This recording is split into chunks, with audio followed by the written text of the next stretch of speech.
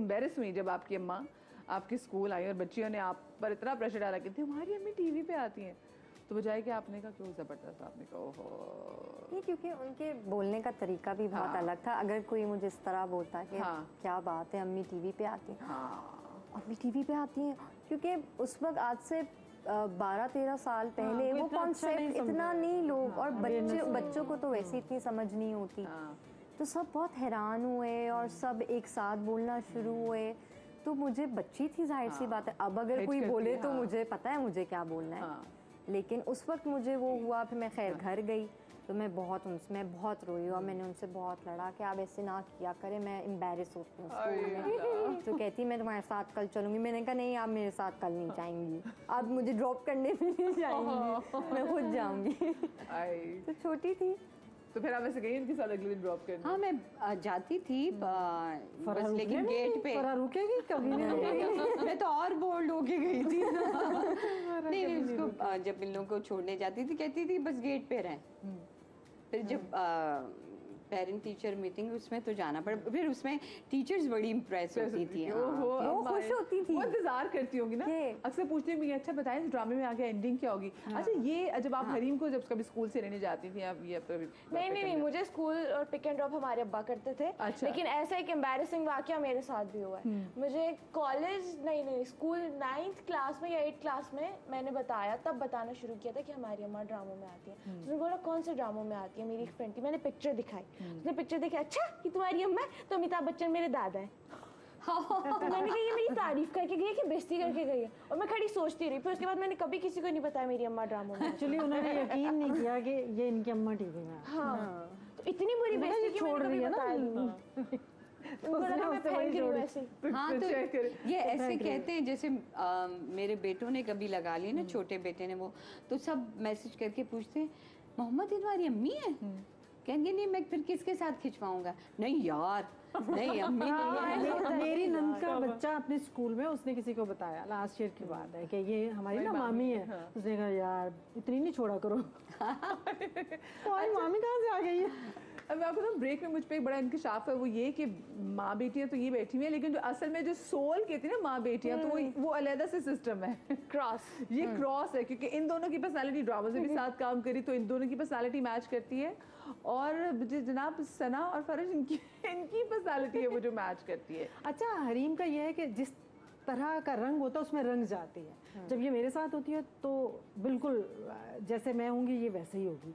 अगर ये जैसे फरा जी बहुत हंसमुख हैं और मजाक करती हैं, तो ये उनकी कंपनी को भी इंजॉय करेगी, ये चुप नहीं रह सकती।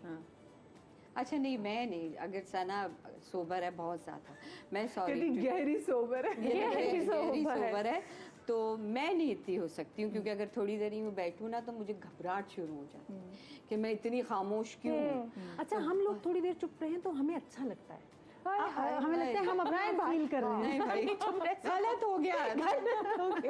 हो गया भाई। नहीं तो दो सोबर लोग कितने बोरिंग होंगे ना। क्यों हरी? क्यों? बहुत।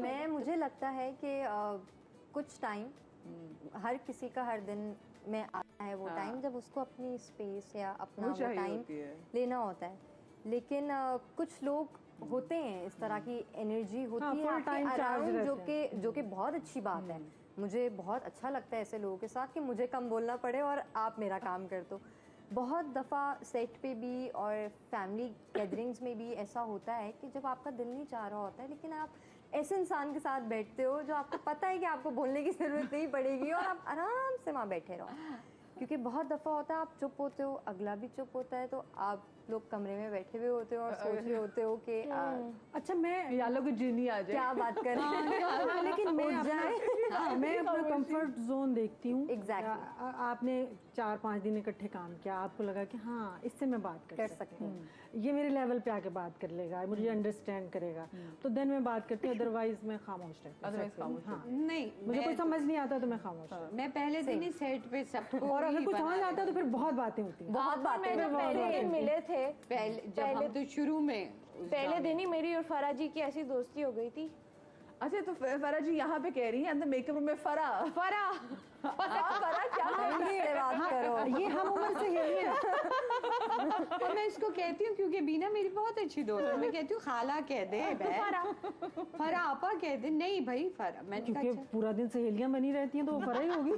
अच्छा माशाल्लाह से आप इतनी फुल ऑफ लाइफ हैं फरा जी।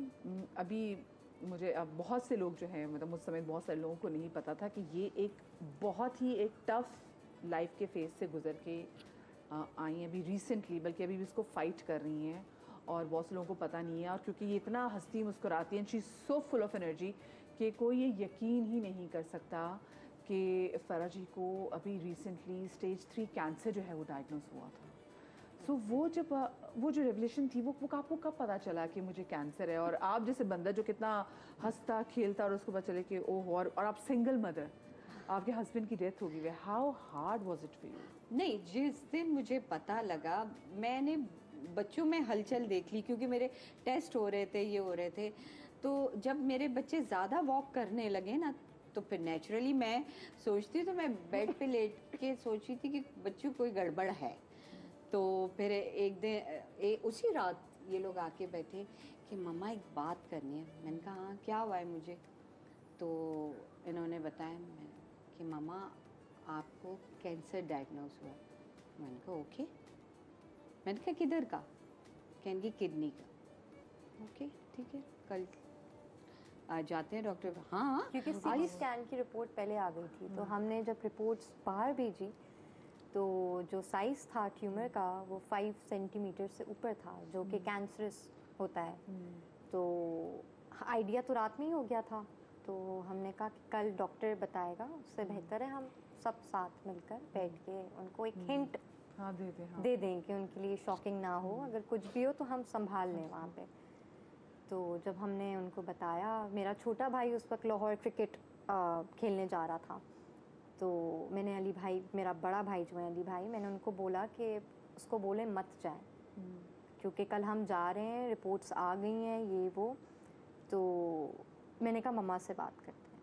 हमने मम्मा से बात की, मामा ने कहा हाँ खैर हो गई, क्या हो गया, कल डॉक्टर के पास चलते हैं और सब ठीक हो जाएगा। मैंने कहा मम्मा जाओ, जाने दो।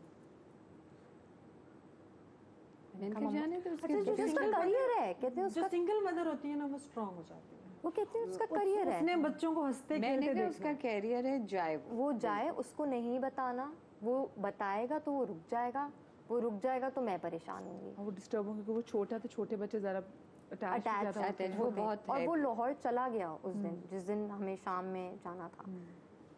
सब कुछ हो गया, सर्जरी वगैरह, क्योंकि डॉक्टर्स ने हमें 3 दिन बाद की डेट दी कि हम लेट नहीं कर सकते और करनी है। और मेरा छोटा भाई लाहौर में था, उसको पता ही नहीं कि पीछे क्या हो रहा है, क्योंकि उसको हमने इतना पैम्पर करके रखा हुआ है और उसका वो लाइफ में इतना बड़ा एक चीज़ थी जो उसने हमेशा से वेट की थी। उसने इंतजार किया उस चीज़ के लिए, वो हो रही थी। हाँ, उसका ख्वाब था ऑफ कोर्स।